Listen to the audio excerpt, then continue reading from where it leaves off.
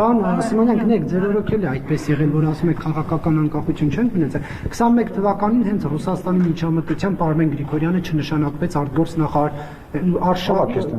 Արշակ Կարապետյանը։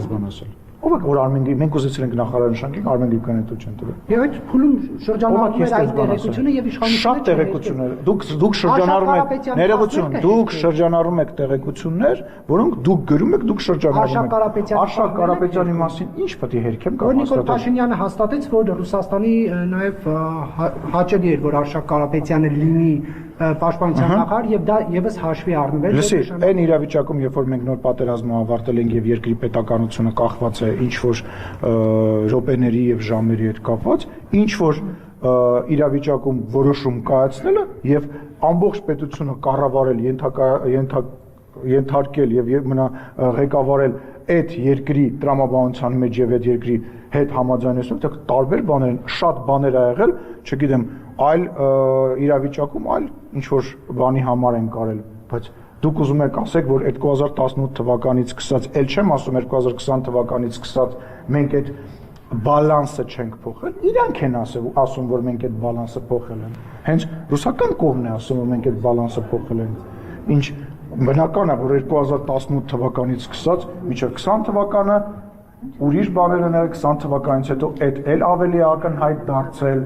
նույն սահմանապահների հետ կապված Հայաստանի եւ Ադրբեջանի սահմանում արկա ռուսական զորքերի հետ կապված։ Հա, իրավիճակ կապված, ստատիկո, բան չի, արկղ չի, այո, լսում եմ ձեզ Ռոզանա։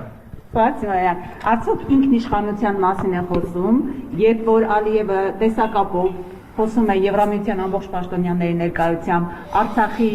Բաքվի բանտերում գտնվող մեր հայրենակիցներին որպես պատերազմի հանցագործները անվանում, արցախցիների սեպարատիստները անվանում, որևէ ձևով այդ տեսակապից հետո Փաշինյանը չի արձագանքում, փոխարենը օրինակ Եվրախորհրդի պաշտոնյան ղեկավարը արձագանքում է, երբ որ իրենց հասցեին է ասում, գոնե արժե, եթե նույնիսկ դրանց չէր ասում, որևէ ձևով չէր արձագանքում, գուցե Փաշինյանը հիշեցներ, որ Ստեփանակերտում եկեղեցիներ են ավերում։ Ես ուզում եմ ասել, որ դուք մտնում եք մի քննարկման մեջ, որտեղ որ Հայաստանի Հանրապետությունը իր շահերը այնքան ապահել, որ Ադրբեջանի նախագահը նախ ելույթ է ունենում եւ երկրորդ այդ ելույթի ընթացքում խոսում է Հայաստանի Հանրապետության եւ Ադրբեջանի միջև խաղաղության մասին, այն պարագայում երբ որ դուք ասում եք, որ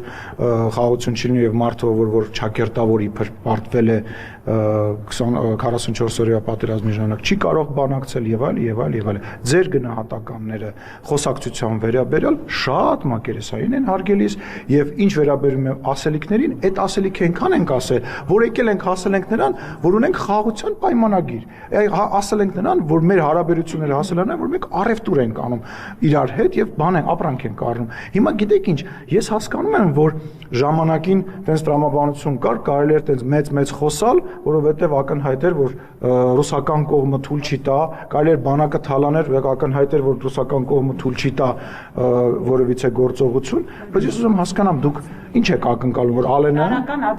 լսեք, մենք արձագանք տվել, երբ որ դուք խոսում եք այնտեղ պահվող անձանց մասին, ավելացրեք, որ Նիկոլ Փաշինյանը այն մարդն է, որը որ ամեն տարի, ամեն ամիսը մեկ ինչ որ գործողության հետևանքով մարդ է վերադասնում Հայաստանի Հանրապետություն։ Մենք չենք, ասենք, գլուխ գովում, բերան ծռում, ինչ որ մեկին փորձում լավը թվալ, չգիտեմ, քաղաքականության մեջ տղամարդ խաղում։ Մենք գործ ենք անում եւ այդ գործի հետևանքը այն է, որ արդեն ընդամենը 19 հոգի է մնացել հաստատված Ադրբեջանի բանտերում։ Իսկ այդ մարդիկ, ովքեր որ մեծ խոսում են, ինչ են արել Հայաստանի Հանրապետության համար կամ հենց այդ նույն մարդկանց համար։ Այդ մարդկանց պատճառով է, ովքեր կարող եմ վերջացնեմ։ Այդ մարդկանց պատճառով, ովքեր որ մեզ քննադատում են, որ մենք ունեցել ենք 44 օրյա պատերազմ, որ այդ մարդիկ հիմա բանտում են։ Հենց որ այդ մարդիկ, ովքեր որ մեզ հիմա փորձում են քննադատել, թող լռեն։ Պարոն Սիմոնյան, խոսելու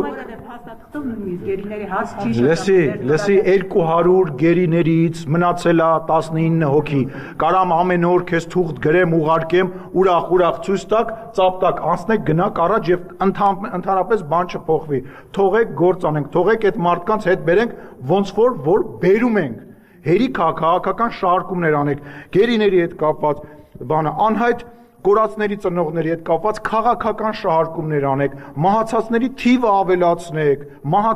թիվը ավելացնեք, չգիտեմ, ամենի մահի վրա, չգիտեմ, դժբախտության վրա աչոք հավաքեք, հերիք աչոք հավաքեք, մարդկանց ցավի վրա հերիք եղավ, թողեք հայ ժողովուրդը ապրի, թողեք այս մարդիկ ուրախանան, ժպտան, գնան աշխարհ պտտվեն, տեսնեն իրանց համար լավ բաներ առնեն, հերիք այդ նավսը Քոչարյանով, Սերժով վերցրեք, այս դրսից եկած օլիգարխներով վերցրեք, տարեք ձեր մոտ ձեզ պահեք։ Հերիք եղավ, բոլ եղավ։ Պարոն Սիմոնյան, երբ որ խոսում ենք խաղաղությունից, Այդ երեքը նավս են այս երկրի վրա։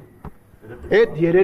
երեքը հայ ժողովրդի անեծքն են։ Ռոբերտ Քոչարյանը, Սերժ Սարգսյանը, Սամվել Կարապետյանը, մնացածը բոլորը, որ հիմա եկել են ձև են անում, որ ուզում են իշխանության գան, հայ ժողովրդի անեծքն են։